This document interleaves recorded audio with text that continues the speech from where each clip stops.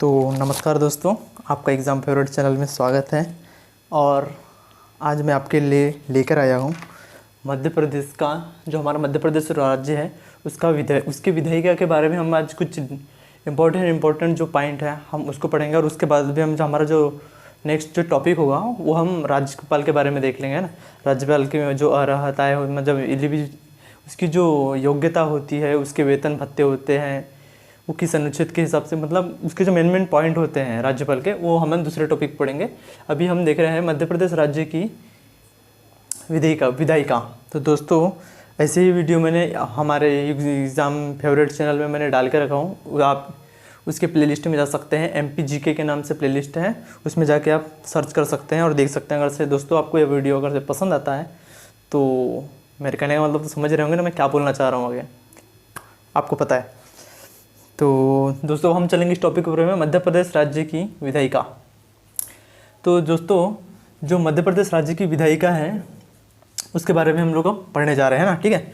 तो क्या हुआ, वर्ष जो अपना 1956 था, वर्ष 1956 में हमको मालूम है कि हमारा जो मध्य प्रदेश है उसका जो गठन है वो कब हुआ, 1 नवंबर, कब हुआ, 1 नवंबर 1956 को हुआ। जो हम लोग 1 नवंबर को राज्य दिवस मनाते हैं, हमको मालूम है। तो क्या वो वर्ष 1956 जब था, यानी हमारा जो राज्य के गठन होने के पहले की बात है ये। तो जब हमारे मध्य प्रदेश राज्य का जब गठन हुआ तो उस टाइम पे जो हमारे मध्य प्रदेश के जो संभाग थे और जो जिले की संख्या थी वो कितनी थी, तो हमारे मध्य प्रदेश की 1956 में जो संभाग की संख्या थी वो थी 8, और जो टोटल जिले थे हमारे यहाँ पे वो थी 43 जिले थे उस टाइम पे। 8 संभाग थे और आपके 43 जिले थे। कब की बात है ये, हमारे मध्य प्रदेश का जब गठन होने को था तब की बात है, वर्ष 1956 की बात है। 8 संभाग और 43 जिले, ठीक है दोस्तों। अब हम चलते हैं वर्ष 1957 पे, ठीक है। वर्ष 1957 में हमारे मध्य प्रदेश की जो विधानसभा है उसके जो सदस्यों की संख्या थी वो कितनी थी, 288। कितनी थी, 288। एम का मतलब है मेंबर, है ना। 1957 में विधानसभा की जो सदस्यों की संख्या थी, मेंबर्स की संख्या थी, वो थी 288। दोस्तों, अभी एक इसकी शॉर्टली में स्क्रीनशॉट भी ले सकते हैं ना, मैं हट गया हूँ मैं, आप इसकी स्क्रीनशॉट ले सकते हैं। तो दोस्तों, जब 1956 में विधानसभा में जो मेंबर्स की संख्या थी वो थी 288, जिसमें रिजर्वेशन भी था, है ना। आरक्षित जो सीटें थी SC और ST की आरक्षित सीटें भी थी, जिसमें से SC की जो आरक्षित सीटें थी वो थी 43, और जो ST मतलब अनुसूचित जनजाति की जो संख्या थी आरक्षित वो थी 54। अनुसूचित जाति की 43 और ST की मतलब अनुसूचित जनजाति की कितनी थी, 54 सीटें जो थी वो आरक्षित थी। उसके बाद में 1957 के बाद में 1976 को जो हमारे हमारे जो विधानसभा के जो सदस्यों की संख्या थी वो कितनी थी, बढ़कर के कितनी हो गई थी, 296 हो गई थी, 296 हो गई थी, है ना। उसके बाद में 1999 में फिर विधानसभा सदस्यों की संख्या फिर बढ़कर कितनी हो गई, 320। ओके, ये आपकी विधानसभा के सदस्यों की संख्या बढ़कर कितनी हो गई थी, 320। फिर उसके बाद में 2000 में हमको मालूम है कि हमारा जो मध्य प्रदेश है उसमें से उसके जो हमारे मध्य प्रदेश राज्य के जो दक्षिण पूर्वी जो जिले थे, है ना, दक्षिण पूर्वी जिले को पृथक करके, मतलब उसको अलग करके क्या हुआ, एक नए राज्य का निर्माण किया। हमको मालूम है वो था हमारा छत्तीसगढ़ राज्य था। तो जो हमारे मध्य प्रदेश में से क्या हुआ, मध्य प्रदेश के जो दक्षिण पूर्वी जो जिले थे, है ना, उसमें से 16 जिले, 3 संभाग, और 3 संभाग में जिले कितने थे, जिलों की संख्या कितनी थी, 16। 3 संभाग और 16 जिलों को हमारे मध्य प्रदेश से अलग कर दिया गया, और उससे क्या बना दिया, उसको पृथक करके छत्तीसगढ़ एक राज्य का निर्माण हुआ। कब हुआ वो, 2000 में। जब हाँ हमारे मध्य प्रदेश से पृथक करके क्या बना दिया गया, छत्तीसगढ़ राज्य को जब बना दिया गया, उसके बाद में हमारे मध्य प्रदेश में विधानसभा जो सदस्यों की संख्या थी वो कितनी बच गई थी, वो बच गई थी आपकी 230। मेंबर की संख्या कितनी बच गई थी, 230। कब, 2000, वर्ष 2000 में, है ना। तो जब वर्ष 2000 में विधानसभा के सदस्यों की संख्या जब 230 थी, तो उसमें भी जो सीटें थी वो थी आरक्षित सीटें थी। तो जनरल के लिए जो मतलब जनरल की जो सीटें थी वो थी 48 रिजर्व थी वो, है ना। SC के लिए 35 थी और ST के लिए 47 थी। यानी कि जो सामान्य जो क्षेत्र से आते हैं उनके लिए 148 सीटें, अनुसूचित जाति के लिए 35 सीटें और अनुसूचित जनजाति के लिए 47 सीटें, है ना। तो दोस्तों अभी क्या है 230 वर्तमान में अगर से प्रेजेंट टाइम पर देखा जाए तो 230 सीटें है +1। ये क्या है +1? ये जो +1 है वो क्या है, राज्यपाल के द्वारा एंग्लो इंडियन के रूप में, ये यानी जो राज्यपाल है वो एंग्लो इंडियन के रूप में मनोनीत करता है। एक सदस्य को क्या करता है, मनोनीत करता है। कौन? राज्यपाल अपनी मर्जी से, मतलब अपनी इच्छा से मनोनीत करता है, हमें है ना, उसको मनोनीत बोलेंगे। तो 230 जो है वो रिजर्व सीटें है अपनी, है ना। रिजर्व सीट मतलब 148 + 35 + 47 रिजर्व सीटें हो गई, जिसमें से जो हमारे राज्यपाल जी है ना, वो मनोनीत करते हैं एक सदस्य को। तो कुल मिलाकर कितनी हो गई ये? 231 हो जाती है। कितनी हो जाती है आपकी? 231 सीटें। तो दोस्तों अब हम चलेंगे हमारे राज्यपाल की तरफ, यानी अब राज्यपाल के बारे में देखेंगे हम, है ना।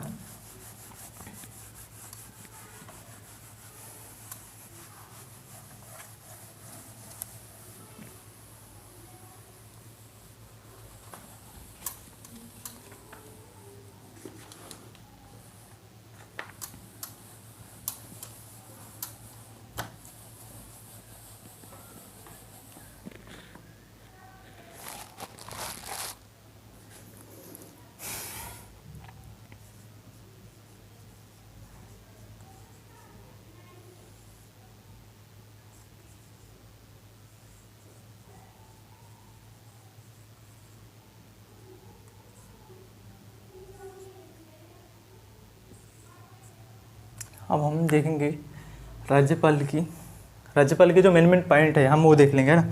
तो राज्यपाल को संविधान के अंतर्गत अगर से देखा जाए तो भाग 6 के अंतर्गत अनुच्छेद 153 के अंतर्गत रखा गया है। जो हमारा जो संविधान है, भारतीय संविधान, उसका जो है भाग 6 है ना,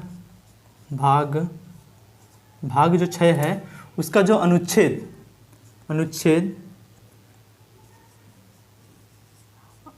जो 153 है, इसके अंतर्गत राज्यपाल को रखा गया है ना।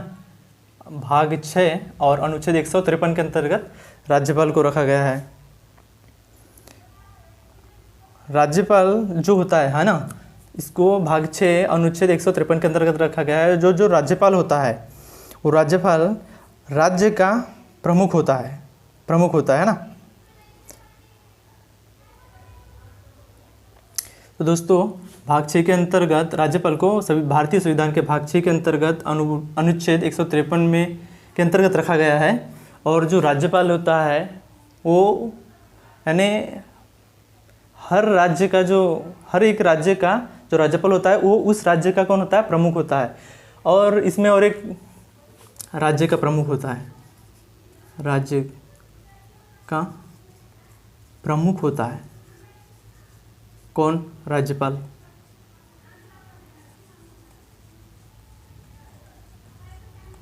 है ना। राज्य का कौन होता है? प्रमुख होता है। और राज्यपाल की और एक विशेषता है,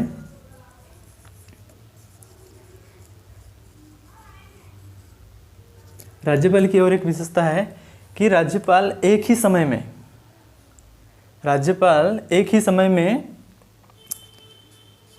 जो होता है वो एक ही समय में अपने यानी एक ही समय में 2 या 2 से अधिक राज्यों का राज्यपाल नियुक्त किया जा सकता है। राज्यपाल जो पद है वो क्या होता है कि 2 या 2 से अधिक राज्यों के लिए भी उसको नियुक्त किया जा सकता है। मतलब जैसे मान के चलो कि 3 राज्य है तो 3 राज्यों के लिए एक राज्यपाल भी नियुक्त किया जा सकता है। जो तीनों राज्य हैं उसका एक राज्यपाल भी हो सकता है नहीं, हो सकता है वाली बात है ना। ये इसका एक फीचर है। और जिससे हम देखने जाएंगे कि जो अनुच्छेद 154 के अंतर्गत राज्यपाल जो है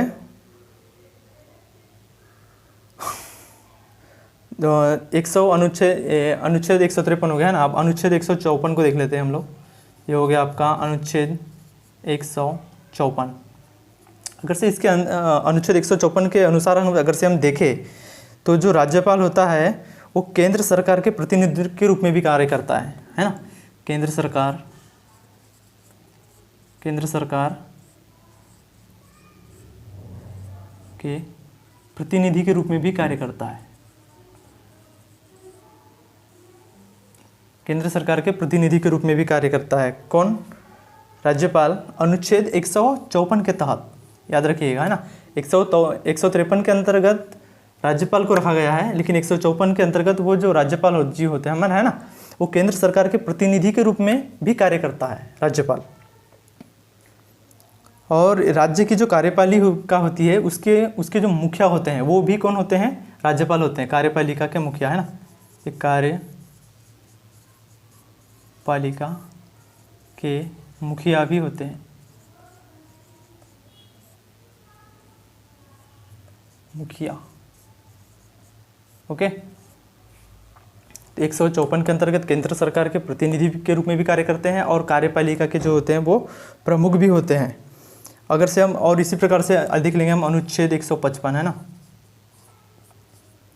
अनुच्छेद 155। अब अनुच्छेद 155 के अंतर्गत राज्यपाल की नियुक्ति जो है, यानी जो अनुच्छेद 155 है इसके अंतर्गत राज्यपाल की नियुक्ति कौन करते हैं, हमारे राष्ट्रपति जी करते हैं ना। राज्यपाल की नियुक्ति होती है, राज्यपाल की नियुक्ति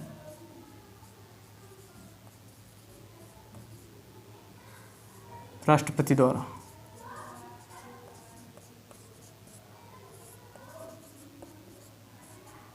अनुच्छेद 155 के अंतर्गत, है ना।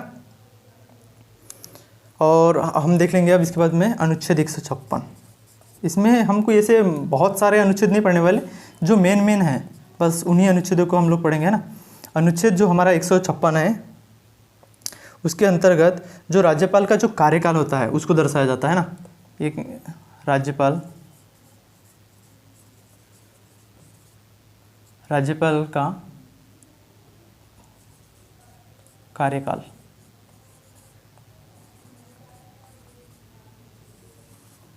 जो राज्यपाल का जो कार्यकाल होता है 5 वर्षों का,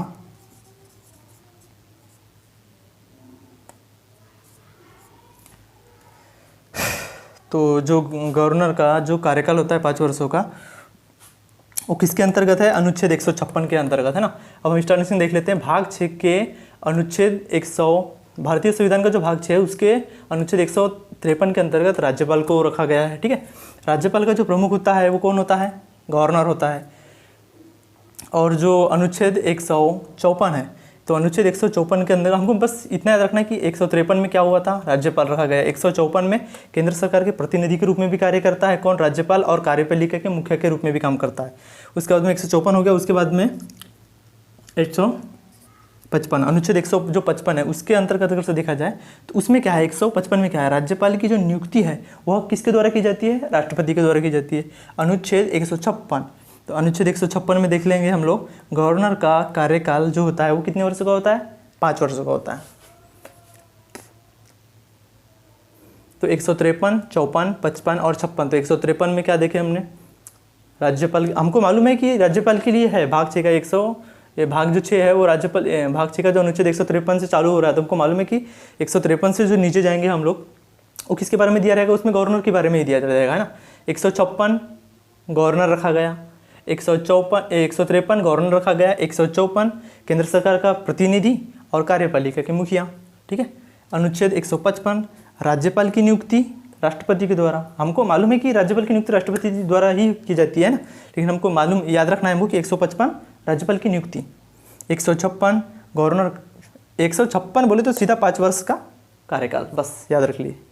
अब दोस्तों अब हम आगे चलेंगे, जो राज्यपाल पद की जो योग्यता होती है वो क्या क्या योग्यता होनी चाहिए, यानी हाँ किसी व्यक्ति को अगर से राज्यपाल बनना है तो उसके लिए जो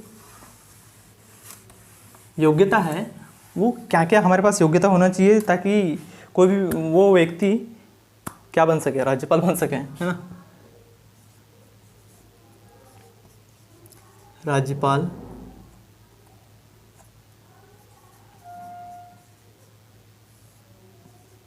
पद हेतु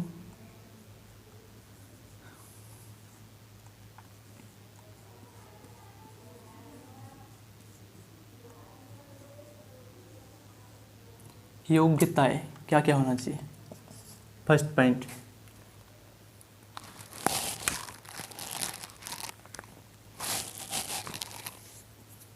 जो पहला पॉइंट है वो भारत का नागरिक होना चाहिए, है ना, भारत का नागरिक होना चाहिए। ठीक है, जो हमारा दूसरा पॉइंट है, तो उसकी जो न्यूनतम आयु है, न्यूनतम आयु 35 वर्ष पूर्ण कर चुका हो। न्यूनतम आयु, न्यूनतम आयु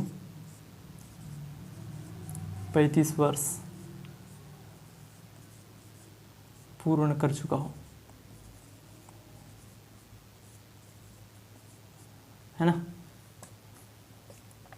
और जो हमारा जो थर्ड, अगर से उसके पद के लिए जो देखें हम योग्यता, जो थर्ड योग्यता है वो क्या है, थर्ड योग्यता यानी उसको गवर्नमेंट की ओर से किसी भी अन्य पद पर लाभान्वित नहीं होना चाहिए, मतलब, है ना।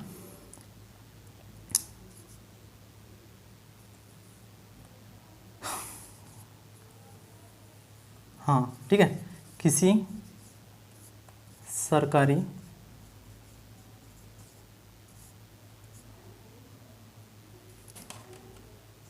लाभ से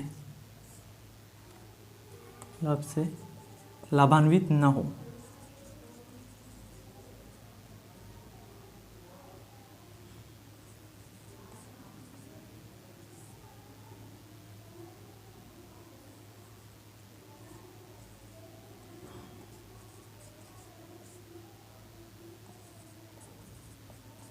ओके, किसी भी सरकारी लाभ से जो है वो लाभान्वित नहीं होना चाहिए, तब जाके वो राज्यपाल बन सकते हैं, ना। और राज्यपाल जो होते हैं वो संसद विधानसभा में किसी भी सदन का सदस्य नहीं होना चाहिए। राज्यपाल जो है संसद या सदन,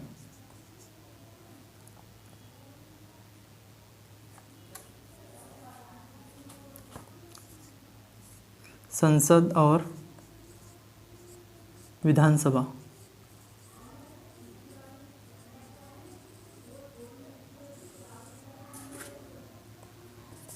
ऐसे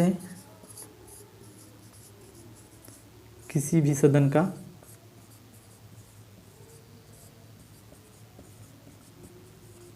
सदस्य नहीं होना चाहिए।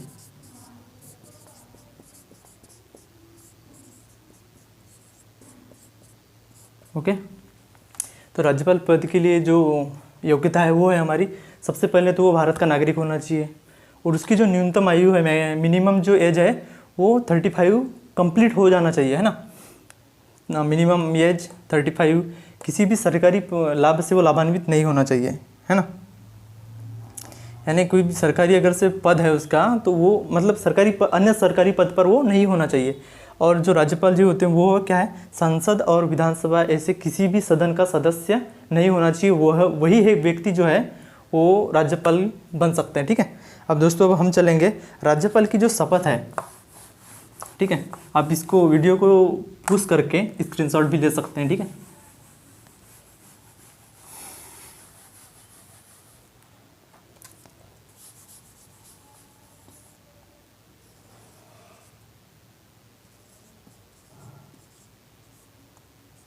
अब हम देख लेते हैं राज्यपाल की शपथ के बारे में। स्याही खत्म हो गई मेरी,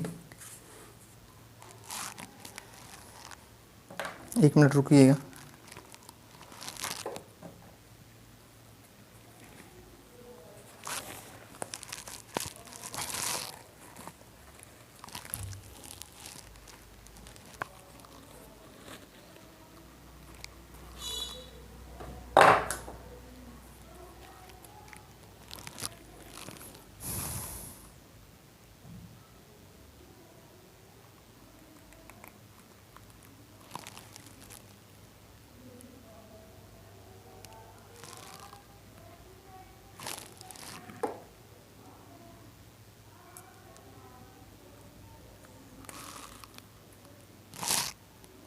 बाप रे,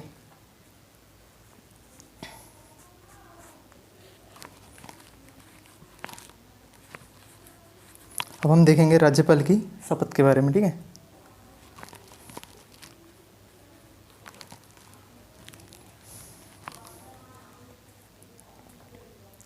राज्यपाल की जो शपथ है वो भारतीय संविधान के अनुच्छेद, है ना, अनुच्छेद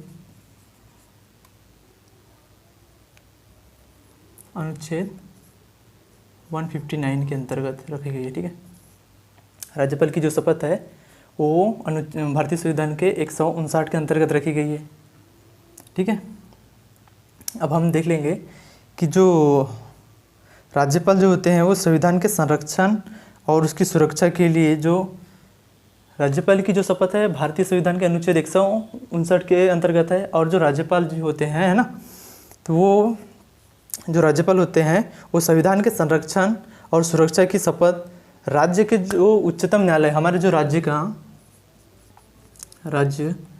का उच्चतम न्यायालय जो होता है ना, हमारे जो राज्य का जो हाई कोर्ट होता है वो कहाँ पर है? अभी हमारा जबलपुर में है।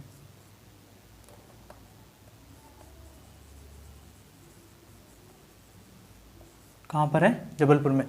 तो राज्यपाल का जो उच्च न्यायालय होता है, अभी ये हमारे मध्य प्रदेश की बात कर रहा हूँ। ठीक है, मैं पढ़ा तो मध्य प्रदेश का ही रहा हूँ, लेकिन हमारा जो उच्च न्यायालय है वो जबलपुर में। ठीक है, तो राज्य का जो उच्च न्यायालय होता है उसमें, वहाँ पर जो उच्च न्यायालय के जो मुख्य न्यायाधीश होते हैं उनके द्वारा, उनके समक्ष राज्यपाल की शपथ होती है। किसके समक्ष होती है? जो हमारे मध्य प्रदेश राज्य का जो उच्च न्यायालय है उसके जो मुख्य न्यायाधीश है, राज्य के जो उच्च न्यायालय है, मुख्य न्यायाधीश, उसके जो मुख्य न्यायाधीश,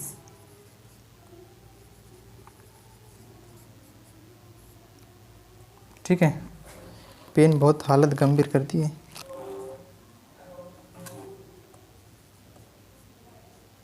तो जो राज्य का जो उच्च न्यायालय है उनके जो मुख्य न्यायाधीश जो होते हैं उनके समक्ष राज्यपाल की शपथ होती है। अनुच्छेद 159 159 है ना, रखना है राज्यपाल की शपथ। हम मेन पॉइंट देख रहे हैं दोस्तों, है ना। हमारा जो उच्च न्यायालय है वो कहाँ पर है? जबलपुर में। अब हम देख लेते हैं राज्यपाल के जो वेतन और भत्ते के बारे में थोड़ी सी डिटेल देख लेते हैं अपन, थोड़ी सी जानकारी, है ना। राज्यपाल के भत्ते एवं वेतन।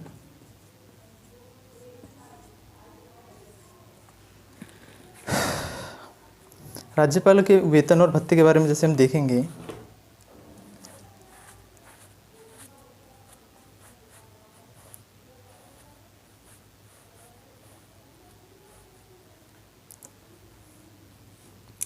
तो जो राज्यपाल जी के जो वेतन का जो निर्धारण है ना, वो किसके द्वारा किया जाता है? संसद के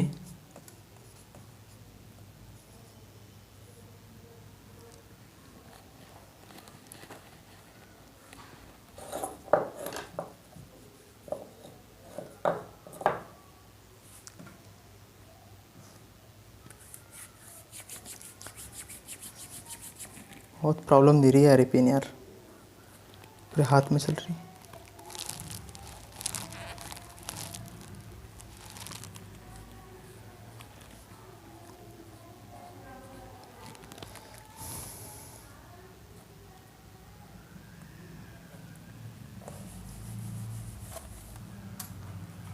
राज्यपाल के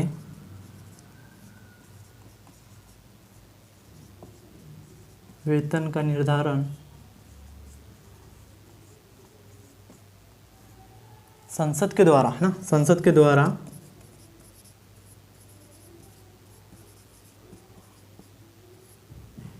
लॉ बनाकर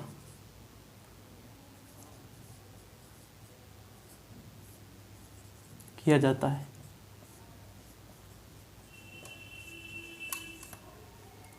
तो जो राज्यपाल जी के जो भत्ते और वेतन के बारे में एक पॉइंट है ना, ये पॉइंट जो है वो राज्यपाल का जो वेतन का जो निर्धारण होता है वो किसके द्वारा होता है? जो संसद के द्वारा नियम बनाए जाते हैं, विधि बनाई जाती है ना, लॉ बनाए जाते हैं। संसद के द्वारा जो लॉ बनाए जाते हैं उसके, यानी लॉ बना करके राज्यपाल के वेतन और भत्तों का क्या है? निर्धारण किया जाता है।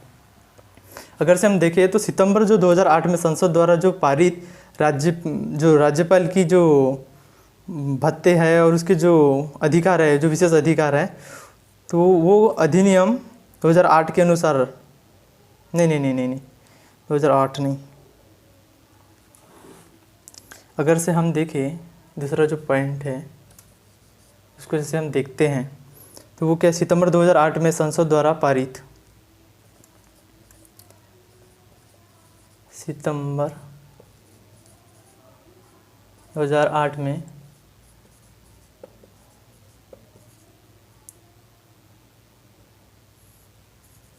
द्वारा संसद के द्वारा जो पारित राज्यपाल की जो भत्ते हैं,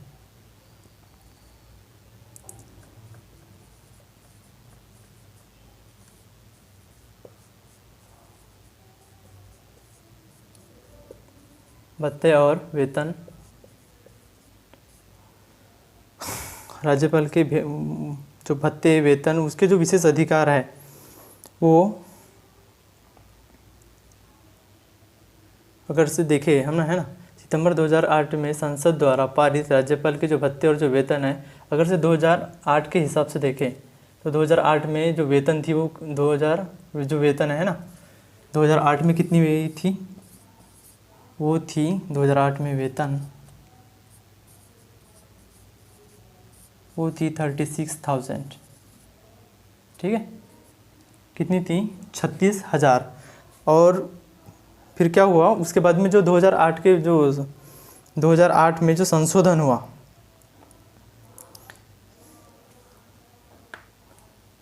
नहीं 2008 में वेतन कितनी थी इनकी, वह कितनी थी 36,000 रुपये। लेकिन 2008 में जब संशोधन हुआ ना, संशोधन होने के बाद में जो इनकी जो सैलरी है 2008 यानी 2008 के तक जो वेतन थी वो थी 36,000। और 2008 से यानी 2008 के बाद वेतन कितनी हो गई 1,10,000।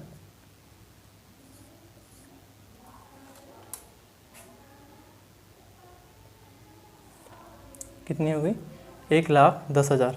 और उसके बाद में फिर क्या है 2018-19 के लिए जो बजट तैयार हुआ था, है ना, 2018-19 के जो बजट के हिसाब से यानी 2000 अगर से बोला जाए 2018-19 से वेतन जो थी 2018-19 से जो वेतन थी वो कितनी हो गई है अभी जो वर्तमान में अगर से देखा जाए कि राज्यपाल की जो वेतन है वो है 3.5 लाख, 3,50,000, ठीक है।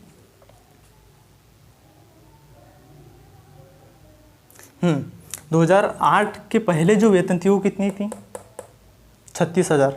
और उसके बाद में जब उसमें संशोधन हुआ 2008 में, उसके बाद से जब वेतन स्टार्ट हुई तो वो कितनी मिल रही थी 1,10,000। और अभी उसके बाद में जो 2018-19 में जो मतलब बजट तैयार हुआ तो उसके अनुसार अगर से देखा जाए तो जो वेतन जो तय की गई किन के लिए, राज्यपालों के लिए, वो थी 3,50,000। दोस्तों अब हम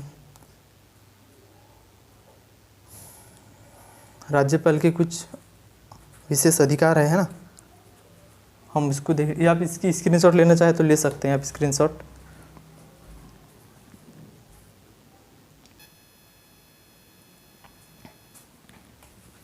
तो दोस्तों इसमें एक और पॉइंट हम लोग ऐड कर लेते हैं, ठीक है।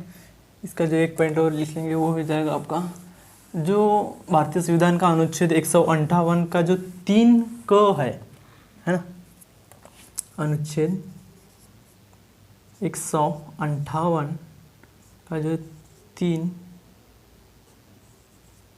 क है ना, इसके अनुसार अगर से देखा जाए, इसके हिसाब से अगर से देख लिया जाए अनुच्छेद 158 3 क के हिसाब से अगर से हम देखते हैं तो राज्यपाल अगर से दो राज्य अपने एक राज्य से अधिक राज्यों के लिए भी वो राज्यपाल नियुक्त किया जा सकता है, आपको मालूम है। तो अगर से मान के चलो कि दो राज्यों का राज्यपाल एक ही है, नियुक्त किया गया है, एक ही राज्यपाल को 2 राज्यों के लिए नियुक्त अगर से किया गया है तो उसके जो वेतन है उस पर क्या प्रभाव पड़ेगा, उसके जो वेतन पर है वो क्या प्रभाव पड़ेगा। तो क्या होगा, जो दोनों राज्य है ना, एक राज्य ये जो दोनों राज्य है तो इनके बीच में इनके दोनों के वेतन के जो बीच का जो अनुपात है ना, उसको आवंटित करके इसकी इनकी जो राज्यपाल, ये जो राज्यपाल होगा, इनके इस राज्य की इस राज्य का वेतन और इस राज्य का वेतन दोनों को अनुपात में आवंटित करके, दोनों के मध्य में अनुपात के रूप में आवंटित करके जो राष्ट्रपति जी है वो उनकी सैलरी को नियुक्त करते हैं, मतलब सिलेक्ट करते हैं कि कितनी सैलरी देना है, दोनों राज्यों के मध्य में अनुपात करके राज्यपाल जी ये करते हैं। ठीक, ये हमारे राष्ट्रपति जी आवंटित करते हैं दोनों के मध्य अनुपात करके। याद रखिएगा, इंपॉर्टेंट है। अनुच्छेद 158(3) के अंतर्गत अगर से वो दो राज्यों का अगर से राज्यपाल है तब की बात कर रहा हूँ मैं। ठीक है, तो दोस्तों हम अब राज्यपाल के जो विशेष अधिकार है वो देख लेते हैं। ये बस एक पॉइंट है इसका, राज्यपाल का विशेष अधिकार, राज्यपाल जी का विशेष अधिकार। तो जो राज्यपाल जी का जो विशेष अधिकार है,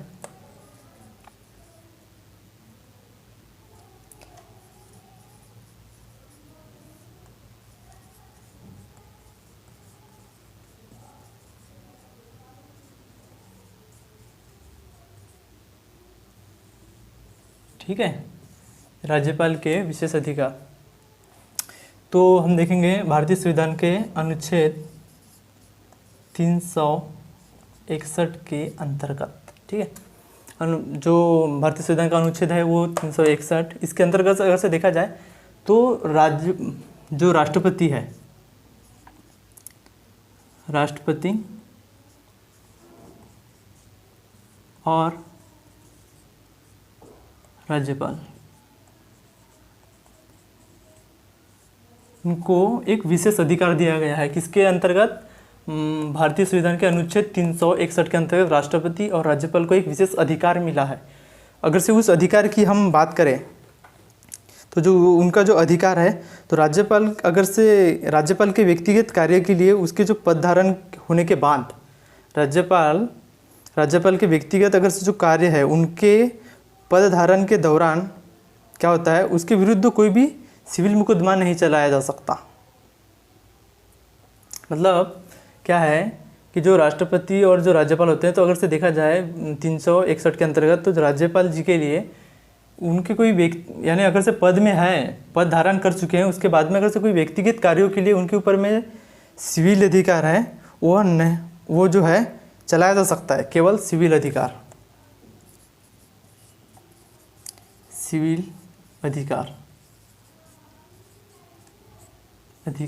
चलाया जा सकता है। राज्यपाल के ऊपर में अगर से वो पद पर है, पदस्थ है, तो सिविल अधिकार चलाया जा सकता है। लेकिन जो फौजीदार होता है, मतलब फौजीदार जो मुकदमा होता है, ये यार मैंने क्या क्या लिख दिया,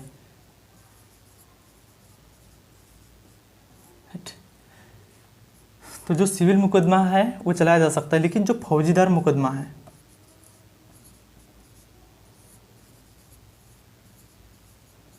वह नहीं चलाया जा सकता। किनके ऊपर में? राज्यपाल के ऊपर में। जब वह पद पर पदस्थ हो उस टाइम पे उनके ऊपर में सिविल मुकदमा चलाया जा सकता है, लेकिन जो फौजीदार मुकदमा है वह नहीं चलाया जा सकता। तो दोस्तों आज का वीडियो बस यहीं तक के है ना। तो दोस्तों अगर से आपको ये वीडियो पसंद आता, मेरे को सबसे पहली बात तो ये है कि मेरे को आपके सपोर्ट की बहुत ही ज़रूरत है ना। मेरे जो वीडियोस है वो, मेरे कहने का मतलब मेरे जो वीडियो है वो अधिकतर जिनको मेरे वीडियो की ज़रूरत है, ज़रूरतमंद जो छात्र छात्रा है जो एग्ज़ाम की तैयारी कर रहे हैं, उन तक मेरा वीडियो जल्द से जल्द पहुंच जाना चाहिए, ऐसा मेरा उद्देश्य है। बहुत ही आसानी से अगर से आप सब्सक्राइब करते हैं और अपने दोस्तों को आप शेयर करोगे तो ये तो जायज़ है कि मेरी जो वीडियो है वो पहुंच ही जाएंगे बहुत आसानी से। पर उसके लिए क्या करना होगा, आपको कम से कम, जैसे आप एक लोग हो, आप देख रहे हैं ना मेरे चैनल को, तो आप एक कैंडिडेट अगर सिर्फ एक ही कैंडिडेट 5 लोगों को अगर से शेयर करता है तो 5 लोगों से फिर वो कितने में चल जाएगा, 25 में चेंज हो जाएगा, 25 लोग। तो बहुत ही फास्ट तरीके से जो मेरी वीडियो है वो जिनको ज़रूरत है उन तक के मेरा वीडियो बहुत ही आसानी से पहुंच जाएगा। तो दोस्तों आप मेरा सपोर्ट कीजिएगा और मेरे वीडियो को ज़्यादा से ज़्यादा शेयर कीजिएगा अपने दोस्तों से जिनको ज़रूरत है। दोस्तों अगर से मेरा वीडियो आपको पसंद आता है तो लाइक कीजिएगा, शेयर कीजिएगा और सबसे ज़्यादा इंपॉर्टेंट सब्सक्राइब भी कीजिएगा। और अगर से ऐसी ही वीडियो देखना है आपको तो मैंने स्टार्टिंग में भी चैनल के स्टार्टिंग में यानी मतलब क्लास चालू करने के पहले भी मैंने आपको बता दिया था, एग्ज़ाम फेवरेट के नाम से मेरा चैनल है, उस पर आप जाइएगा और प्लेलिस्ट में देखिएगा कि MP GK के नाम से एक प्लेलिस्ट बनी है, उसमें आपको ये वीडियो मिल जाएंगे स्टार्टिंग से। ये आपका आज का जो चैप्टर है ये किसके ऊपर में है, विधायिका के, मध्य प्रदेश राज्य की विधायिका के ऊपर में चैप्टर बना है। और उसके बाद में मेरे को बनाना था इसके ऊपर में, वो क्या है छोटा हो गया, राज्यपाल के बारे में बना देना था इस चैप्टर को, लेकिन उसमें दोनों आ जाएगा, दोनों। ठीक है दोस्तों, शेयर कीजिएगा, सब्सक्राइब कीजिएगा। धन्यवाद दोस्तों।